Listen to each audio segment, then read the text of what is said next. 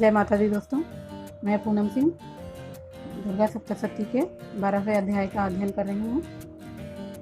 आप सब सुने ध्यान से। जय माता दी। दुर्गा सप्तशती के 12वें अध्याय का पाठ शुरू करते हैं। जय माता। मैं 3 नेत्रों वाली दुर्गा देवी का ध्यान करता हूँ। उनके श्रेय अंगों की प्रभा बिजली के समान है। वे सिंह के कंधे पर बैठी हुई भयंकर प्रतीत होती हैं। हाथों में तलवार और ढाल लिए अनेक कन्याएं उनकी सेवा में खड़ी हैं। वे अपने हाथों में चक्र, गदा, तलवार, ढाल, बाण, धनुष, पास और तर्जनी मुद्रा धारण किए हुए हैं। उनका स्वरूप अग्निमय है तथा वे माथे पर चंद्रमा का मुकुट धारण करती हैं। देवी बोली, देवताओं, जो एकाग्रचित होकर प्रतिदिन इन स्तुतियों से मेरा स्तुति करेगा, उसकी सारी बाधा को मैं निश्चय ही दूर कर दूंगी। जो मधु के टम्ब का नाश, महिषासुर का वध और शुंभ निशुंभ के संहार के पाठ का प्रसंग करेंगे तथा अष्टमी, चतुर्दशी और नवमी को जो भी एकाग्रचित होकर भक्ति पूर्वक मेरे उत्तम महात्म्य का श्रवण करेंगे, उन्हें कोई पाप नहीं छू सकेगा। उन पर पाप जनित आपत्तियां भी नहीं आएंगी। उनके घर में कभी दरिद्रता नहीं होगी। उनको कभी प्रेमी जन के विछोह का कष्ट भी नहीं भोगना पड़ेगा।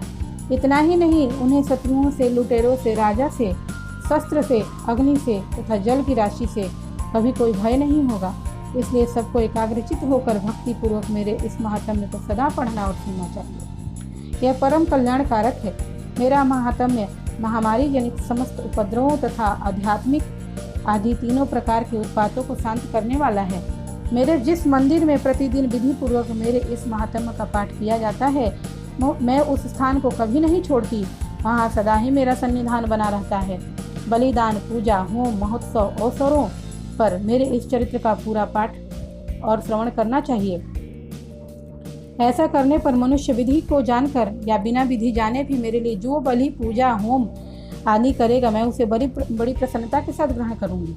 शरद काल में जो वार्षिक महापूजा की जाती है, उस अवसर पर जो मेरे इस महात्म्य को भक्तिपूर्वक सुनेगा, वह मनुष्य मेरे प्रसाद से सब बाधाओं से मुक्त हो तथा धन धान्य एवं पुत्र से संपन्न होगा।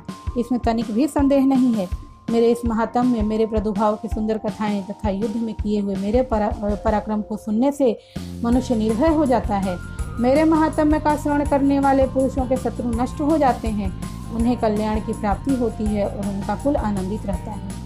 सर्वत्र शांति कर्म में बुरे स्वप्न दिखाई देने पर तथा ग्रह जनित भयंकर पीड़ा उपस्थित होने पर मेरा महात्म्य श्रवण करना चाहिए। इससे सब विघ्न तथा भयंकर ग्रह पीड़ाएं शांत हो जाती हैं और मनुष्यों द्वारा देखा हुआ दुख स्वप्न सुख स्वप्न में परिवर्तित हो जाता है। बाल ग्रहों से आक्रांत हुए बालकों के लिए यह महात्म्य शांतिकारक है तथा मनुष्यों के संगठन में फूट होने पर यह अच्छी प्रकार की मित्रता कराने वाला होता है। यह महात्म्य समस्त दुराचारियों के बल का नाश करने वाला है। इसके पाठ मात्र से राक्षसों, भूतों और पिशाचों का नाश हो जाता है। मेरा यह सब महात्म्य मेरे सामीप्य की प्राप्ति कराने वाला है। पशु, पुष्प, अर्ध, धूप, दीप, गंध आदि उत्तम सामग्रियों द्वारा पूजन करने से, ब्राह्मणों को भोजन कराने से, होम कराने से, प्रतिदिन अभिषेक करने से, नाना प्रकार के अन्य भोगों को अर्पण करने से तथा दान देने आदि से एक वर्ष में जो मेरी आराधना की जाती है और उससे मुझे जितनी प्रसन्नता होती है, उससे उतनी प्रसन्नता मेरे इस उत्तम चरित्र का एक बार श्रवण करने मात्र से हो जाती है। यह महात्म्य श्रवण करने पर पापों को हर लेता है और आरोग्य प्रदान करता है। मेरे प्रादुर्भाव की सुंदर कथाएं समस्त भूतों से रक्षा करती हैं तथा मेरा युद्ध विषयक चरित्र दुष्ट दैत्यों का संहार करने वाला है। इसके श्रवण करने पर मनुष्यों के शत्रु का भय नहीं रहता। देवताओं, तुमने और ब्रह्म ऋषियों ने जो मेरी स्तुतियाँ की हैं तथा ब्रह्मा जी ने जो स्तुतियाँ की हैं, वे सब कल्याणमयी हैं, बुद्धि प्रदान करती हैं।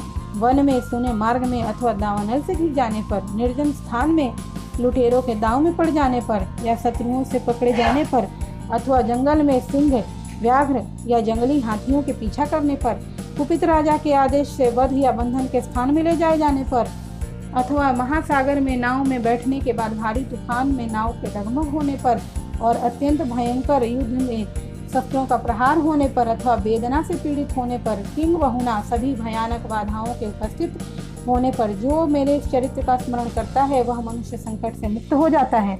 मेरे प्रभाव से सिंह आदि हिंसक जंतु नष्ट हो जाते हैं तथा लुटेरे और शत्रु भी मेरे चरित्र का स्मरण करने वाले पुरुष से दूर भागते हैं।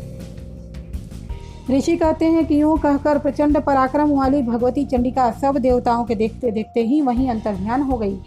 फिर समस्त देवता भी शत्रुओं के मारे जाने से निर्भय हो पहले की भांति यज्ञ भाग का उपभोग करते हुए अपने अपने अधिकार का पालन करने लगे। संसार का विध्वंस करने वाले महाभयंकर अतुल पराक्रमी देव शत्रु शुंभ तथा महाबली निशुंभ के युद्ध में देवी द्वारा मारे जाने पर शेष दैत्य पाताल लोक में चले गए। राजन, इस प्रकार भगवती अंबिका देवी नित्य होती हुई भी पुनः पुनः प्रकट होकर जगत की रक्षा करती हैं। वे ही इस विश्व को मोहित करती हैं और वे ही जगत को जन्म देती हैं और वे ही प्रार्थना करने पर संतुष्ट हो विज्ञान एवं समृद्धि प्रदान करती हैं। राजन, महाप्रलय के समय महामारी का स्वरूप धारण करने वाली वे महाकाली ही इस समस्त ब्रह्मांड में व्याप्त हैं।